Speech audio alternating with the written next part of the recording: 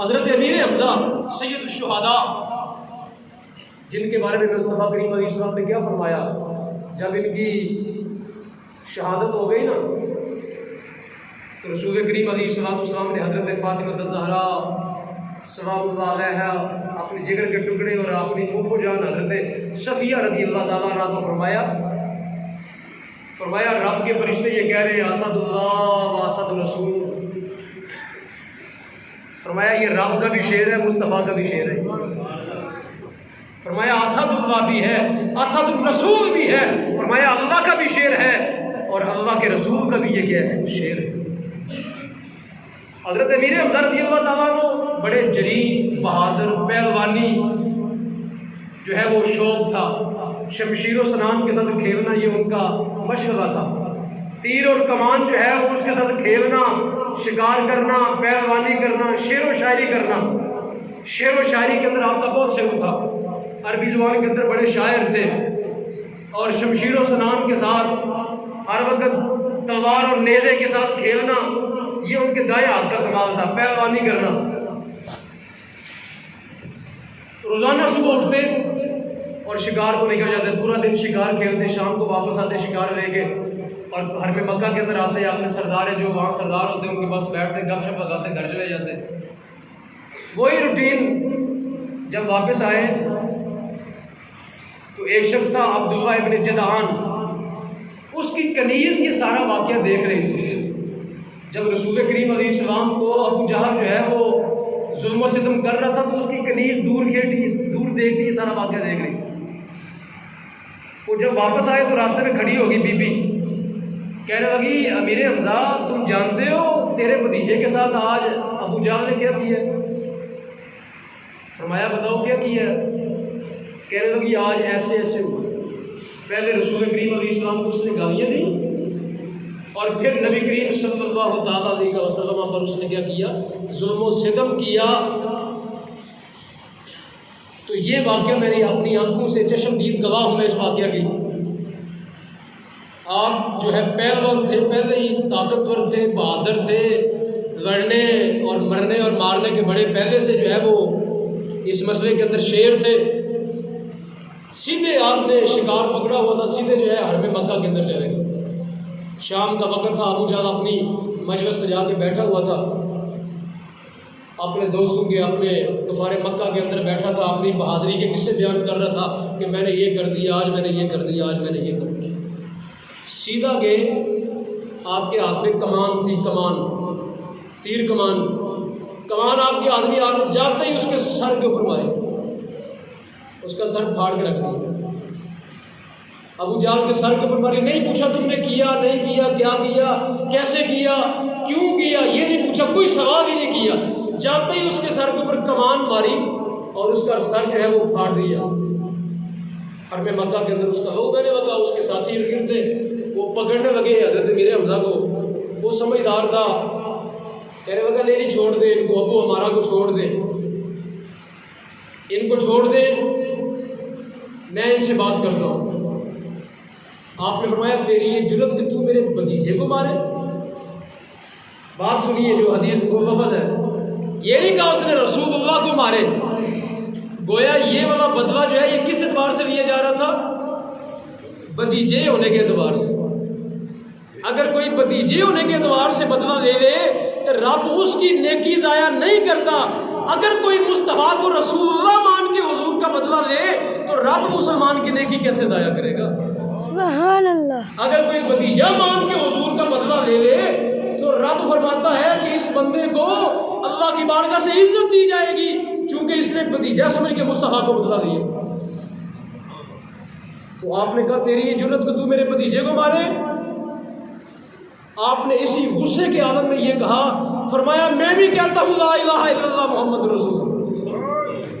फरमाया मैं भी मुसलमान हूँ, आज के बाद जा जो होता है कर ले, मैं आज के बाद मुसलमान हूँ, जो करना है कर लो, मैं भी आज के बाद मुस्तफ़ा का कलमा पढ़ने वाला हूँ। अब ये बात कह दी, रात को घर जाके सोए तो बड़ा शशो पानी में पड़ गए।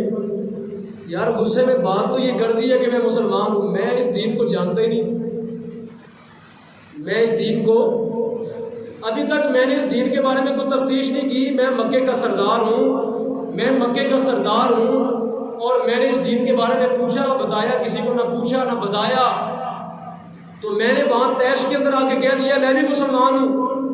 अब वो दिल के अंदर एक इस तरह परेशानी कैफियत कि मक्के का सरदार हूँ और ये मैंने अपने जो है वो छोड़ दिया, अपना साबका सिलसिला छोड़ दिया। सुबह इसी परेशानी के आलम में उठे, सरकार की बारगाह में तशरीफ कहने लगे या रसूलुल्लाह सल्लल्लाहु अलैहि वसल्लम, भतीजा करके कहा सरकार का नाम लेके। कहने लगे मैंने रात ये किया और मैंने वहाँ पे ये ऐलान कर दिया है, अब आप मेरे ऊपर अपना इस्लाम पेश करें। कहने लगे या रसूलुल्लाह मेरे ऊपर क्या करें, अपना इस्लाम पेश करें, मुझे इस दीन की हक्कानियत के बारे में बताएं कि ये दीन सच्चा है या नहीं, अपने बारे में बताएं कि आप क्या है। रसूल करीम अलैहिस्सलाम की वो दिल नशीन गुफ्तगू, सरकार दो आलम का वो लब लहजा, सरकार दो आलम का वो दिल नशीन जो है आपका पैराए के अंदर गुफ्तगू करना, वो फसाहत और बलागत में सजी हुई गुफ्तगू करना, वो अल्लाह की वहदानियत के अनवार और तजल्लियात दिखा देना, वो मुस्तफ़ा करीम अलैहिस्सलाम की अपनी रिसालत और खत्म नबूवत की गवाही दे उनके सामने पेश करना, बस उनके दिल के अंदर इस्लाम की जो है वो तालीमात उतरना। उन्होंने कहा हुजूर हाथ आगे बढ़ाएं, मैं आपका चचा आपके हाथ में बैत करना चाहता हूँ। ये था जनाब वाला हज़रत अमीर हमज़ा रज़ियल्लाहु ताला अन्हु के इस्लाम की कबूलियत का वाक़या। अब हज़रत अमीर हमज़ा रज़ियल्लाहु ताला अन्हु बहादुर तो थे, इसमें कोई शक नहीं है। इतने बहादुर थे कि कफ़ारे मक्का के बड़े बड़े सरदार उनके साथ यारी बनाना चाहते थे। होता है ना, बार बार हम किसी बंदे के साथ जान बुझ के सलाम दुआ रखना चाहते हैं, कोई उसके अंदर क्वालिटी होती है, तो कफ़ारे मक्का जो है उनके साथ जो है वो अपनी दोस्ती बनाना फ़ख्र समझते थे। कफ़ारे मक्का के बड़े बड़े सरदार उनको अपना दोस्त कहते हुए फ़ख्र महसूस करते थे। इतने बहादुर, जरीर, ताकतवर, इतने शमशीर सनान वाले और इतने नफीस आदमी थे। जंगे बदर के मौका पर आपने बहादुरी के वो जोहर दिखाए कि तारीख़ इस्लाम के अंदर उन दास्तानों को जो है पढ़ा जा सकता है। जंगे बदर के अंदर आपने बहुत काफिर मारे, जो बड़े बड़े काफिर थे, काफिरों के सरदार उतबा, शैबा, ये वाले जो बड़े बड़े मक्के के सबसे बड़े सरदार थे, वो आपके ही हाथों से वासले जहन्नम हुए। तो कफ़ारे मक्का को बड़ा, उनकी बीवियों को बड़ा दुख था कि इस बंदे ने हमारे बाप दादा मार दिए। उनकी जो खवातीन थी ना काफिरों की, उनको बड़ा दुख था कि ये इस बंदे ने बड़े बड़े जितने हमारे सरदार हैं ये सारे मार दिए इस बंदे। वो इस तलाश में थे कि काश ये बंदा हमारे हथे चढ़ जाए, इस तलाश में थे।